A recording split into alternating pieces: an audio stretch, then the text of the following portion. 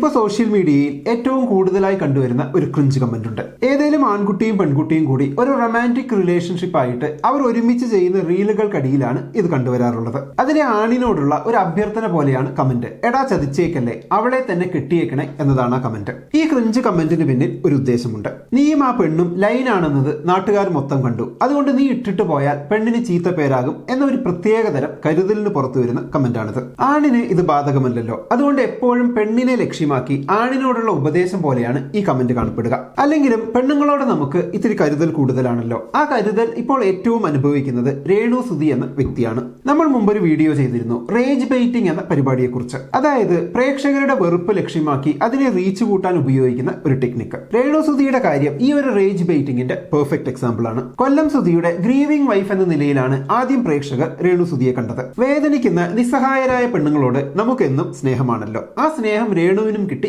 ആവശ്യത്തിലധികം. എന്നാൽ നമ്മുടെ സ്നേഹത്തിന് ചില കണ്ടീഷൻസ് കൂടെ ബാധകമാണ്. രേണു ഇനി എന്നും വിധവയായി അടങ്ങിയൊതുങ്ങി സുധിയുടെ സ്മരണയെക്കുറിച്ച് മാത്രം സംസാരിച്ചു നിന്നാലേ നമ്മൾ ആ സ്നേഹം നിലനിർത്തും. പക്ഷെ അതുണ്ടായില്ല. രേണു അഭിനയത്തിലേക്ക് ഇറങ്ങി. അതും പോരാഞ്ഞ് കുറച്ച് എക്സ്പോസ്ഡ് ആയി കുറച്ച് റൊമാൻറ്റിക് സീൻസ് വരെ അഭിനയിക്കാൻ തുടങ്ങി. ദേഷ്യം വെറുപ്പാകാൻ വേറെ കാരണം വേണോ? നിസ്സഹായയായ വിധവയിൽ നിന്നാണ് ഈ മാറ്റം. ഇത് നമ്മൾ സഹിക്കുമോ? വേണമെങ്കിൽ അഭിനയം കൊള്ളില്ല എന്ന് പറയാം, പക്ഷെ അതിലൊതുങ്ങുമോ ദേഷ്യം? ഇല്ല.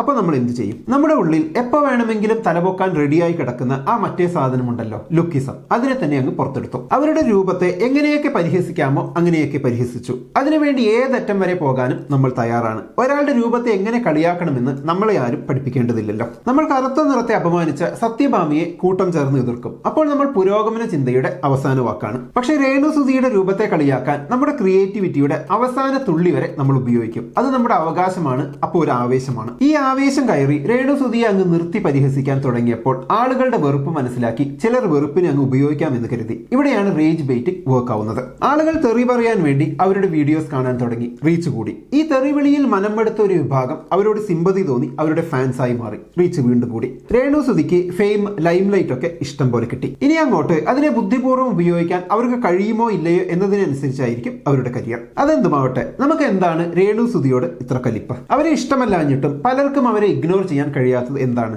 അതിന് രണ്ട് കാരണങ്ങളുണ്ട്. ഒന്ന്, ഒരു വിധവ എങ്ങനെയായിരിക്കണം എന്ന നമ്മുടെ പൊതുബോധത്തിൽ അവർ നിൽക്കുന്നില്ല. രണ്ട്, ഒരു നായിക റോളിൽ അഭിനയിക്കുന്ന അഭിനേത്രി അതിപ്പോ ആൽബത്തിലായാലും അവർക്ക് വേണ്ടുന്ന സൗന്ദര്യം എന്ന നമ്മുടെ കണക്കിൽ അവർ നിൽക്കുന്നില്ല. ശരിക്കും ഇത് നേരെ തിരിച്ചായിരുന്നെങ്കിൽ, ഒരു ഭാര്യ മരിച്ച പുരുഷനാണ് ഇങ്ങനെ അഭിനയിക്കുന്നതെങ്കിൽ നമ്മൾ മലയാളികൾക്ക് ഇത്ര ദേഷ്യം തോന്നുമായിരുന്നോ? സംശയമാണ്. ഞാൻ ഇവരുടെ ഒന്ന് രണ്ട് ആൽബം കണ്ടു നോക്കി. അഭിനയം പോരാ എന്നാണ് തോന്നിയത്. അഭിനയത്തിന്റെ കാര്യത്തിൽ ഇപ്പോൾ കിട്ടിയ റീച്ച് ശരിക്കും അവർ അറിയിക്കുന്നില്ല. അത് ശരിക്കും റേജ് ബെയിറ്റിംഗ് കൊണ്ട് കിട്ടിയതാണ്. എന്നാൽ അവർക്കിപ്പോ അവരുടെ പ്രൊഫഷന്റെ തെരഞ്ഞെടുപ്പ്, അവരുടെ രൂപം, ഇത് രണ്ടുകൊണ്ടും കിട്ടുന്ന ഹേറ്റും അവർ അറിയിക്കുന്നതല്ല. കൺവെൻഷണൽ ബ്യൂട്ടി സ്റ്റാൻഡേർഡിൽ പെടാത്തവരോട് കാണിക്കുന്ന ബയാസ്, ക്രൂവൽറ്റി, എക്സ്ക്ലൂഷൻ, ഇതിനെയാണ് ലുക്കിസം എന്ന് പറയുന്നത്. അതിപ്പോ മീഡിയയിലും കാണാൻ കഴിയും. Flawless skin, perfect teeth, sharp nose, fair skin, ഇതൊക്കെ ഇല്ലാത്തവരെ വില്ലൻ അല്ലെങ്കിൽ കൊമേഡിയൻ, അതുമല്ലെങ്കിൽ അൺലവബിൾ ക്യാരക്ടേഴ്സ് ഒക്കെയായാണ് പൊതുവെ പ്രസന്റ് ചെയ്യുക. രേണു സുധിയുടെ കാര്യത്തിൽ നമ്മൾ മലയാളികൾ വളരെ ഓപ്പൺ ആയാണ് ഈ ലുക്കിസം വെച്ചുള്ള ബുള്ളിങ് നടത്തുന്നത്. നമ്മൾ ഓരോരുത്തരും ലുക്ക് വെച്ച് ആളുകളെ ബുള്ളി ചെയ്യുന്നുണ്ടോ എന്നറിയാൻ ചില ചോദ്യങ്ങൾ നമ്മളോട് തന്നെ ചോദിച്ചു നോക്കാം. ഒന്ന്, ഒരാളുടെ കഴിവ് അയാളുടെ രൂപം വെച്ചാണ് അളക്കേണ്ടത് എന്ന് കരുതുന്ന ഒരാളാണോ ഞാൻ?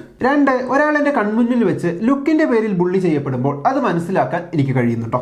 മൂന്ന്, ഒരാളെ വിമർശിക്കുമ്പോൾ അയാളുടെ ലുക്ക് നോക്കി ഇൻസൾട്ട് ചെയ്യാതെ യഥാർത്ഥ കാര്യത്തിൽ ഫോക്കസ് ചെയ്യാൻ എനിക്ക് പറ്റുന്നുണ്ടോ? നാല്, എനിക്ക് ഒരാളോട് ദേഷ്യം തോന്നിയാൽ അയാളുടെ ഫിസിക്കൽ ഫീച്ചേഴ്സ് വെച്ച് കളിയാക്കാൻ തോന്നാറുണ്ടോ? ലുക്കിസം ഓപ്പണായി പ്രകടിപ്പിക്കുന്ന ഒരു സമൂഹമാണ് നമ്മുടേത് എന്നത് നമ്മുടെ സമൂഹത്തിന്റെ ഒരു കുറവാണ്. ഒരു വ്യക്തിക്ക് മറ്റൊരു വ്യക്തിയോട് ദേഷ്യം തോന്നാൻ പല കാരണങ്ങളുണ്ടാകാം. പക്ഷെ അതൊരിക്കലും അവൻ അല്ലെങ്കിൽ അവൾ കാണാൻ കൊള്ളില്ല എന്ന നമ്മുടെ തോന്നൽ കൊണ്ടാകരുത് എന്നാണ് എനിക്ക് തോന്നിയിട്ടുള്ളത്. പിന്നെ വീഡിയോയുടെ തുടക്കത്തിൽ പറഞ്ഞ പോലുള്ള സ്ത്രീകളോട് മാത്രമുള്ള ചില പ്രത്യേകതരം കരുതലും. എന്തൊരു കരുതലാണ് ചില മനുഷ്യന്മാർക്ക്. ഈ രേണു സുധിയുടെ തന്നെ ഒരു ഇന്റർവ്യൂവിൽ മകനോട് ചോദിക്കുന്നുണ്ട്, ഈ നെഗറ്റീവ് കമന്റ്സ് ഒക്കെ കണ്ടപ്പോൾ എന്ത് തോന്നിയെന്ന്. ഇതൊക്കെ ആക്ടിംഗ് അല്ലേ എന്നാണ് അവൻ തിരിച്ചു ചോദിക്കുന്നത്. പക്ഷെ എന്ത് ചെയ്യാൻ, മനുഷ്യന്മാർക്ക് കരുതൽ കൂടി പോയാൽ. അപ്പൊ എന്താണ് ഇത്തരം റേജ് ബെയിറ്റിംഗിൽ പോയിപ്പെട്ട് തല തല്ലി അലമുറയിട്ട് രോഷം തീർക്കുന്ന പാവം മനുഷ്യരെ പറ്റി നിങ്ങളുടെ അഭിപ്രായം കമന്റ് ബോക്സിൽ എഴുതുമല്ലോ. നമുക്ക് അടുത്ത വീഡിയോയിൽ വീണ്ടും കാണാം. ബൈ.